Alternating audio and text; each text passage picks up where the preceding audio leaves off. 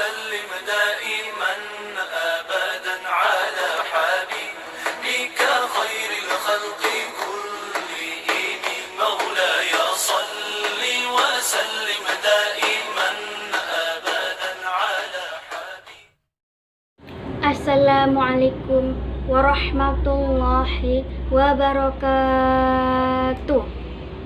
Alhamdulillahirabbil alamin wa bihi nasta'in wa ala umuriyad dunya waddin. Wassalamu ala asrafil anbiya'i wal mursalin wa ala alihi wa ashabihi ajma'in, amma ba'du.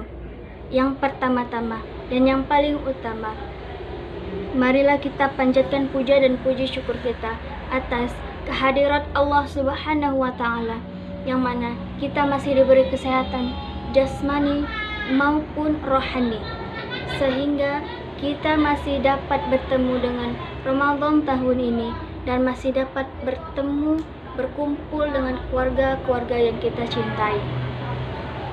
Tak lupa pula salawat bertangkaikan salam marilah kita hadiahkan kepada junjungan Nabi besar Muhammad Sallallahu Alaihi Wasallam, yang mana beliau telah membawa kita dari zaman jahiliyah, zaman kegelapan, zaman kebodohan menuju zaman mahiliyah dan terang benderang seperti saat sekarang ini. Beradanya saya di sini ingin menyampaikan pentingnya pendidikan dalam sebuah hadis. Barang siapa yang menuntut ilmu di jalan Allah, maka Allah akan mempermudah baginya menuju jalan ke surga. Hadis riwayat Muslim. Pendidikan adalah salah satu batu loncatan berkembang atau tidaknya, maju atau tidaknya suatu negara. Makanya pendidikan di Indonesia sangat digalakkan agar majunya Indonesia.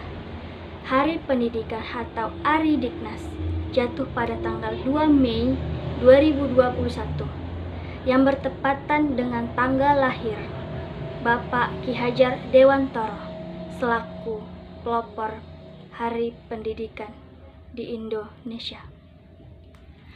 Ada yang berkata, persiapkan diri hari ini, bertempur hari esok, dan berhasil di hari lusa. Kata-kata itu saya dapat dari presiden kita yang ke-6, yaitu Bapak Susilo Bambang Yudhoyono. Makanya pendidikan di Indonesia itu sangat digalakkan dan sangat dianjurkan. Banyak anak-anak di kampung, anak-anak di desa, mereka sangat ingin menginjak namanya bangku pendidikan. Mereka mampu dapat menginjak bangku pendidikan, tetapi ada yang kurang pantas dengan pendidikan itu. Apa? Akses menuju pendidikan. Akses menuju pendidikan itu kurang memadai. Ada yang menyeberang sungai, ada yang butuh waktu berjam-jam, ada yang di bukit, harus turun ke bukit untuk bisa bersekolah.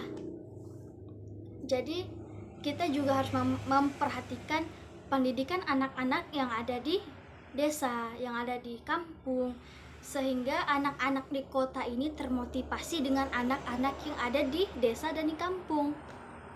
Kenapa demikian?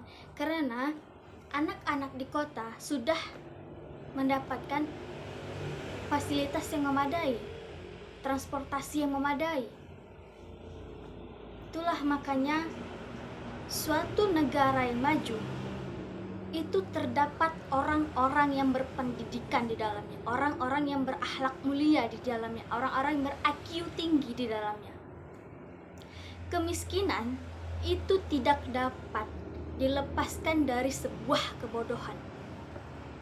Makanya semakin tinggi tingkat kebodohan, maka semakin tinggi tingkat kemiskinan. Makanya pendidikan itu sangat dianjurkan dan sangat diharuskan, diwajibkan. Apalagi di zaman sekarang ini, di zaman pandemi ini, belajar dengan melalui handphone, kita harus bisa berusaha semaksimal mungkin sebagai murid apalagi, dan kita sebagai murid harus bisa memajukan yang namanya suatu negara, suatu bangsa dengan perilaku yang baik.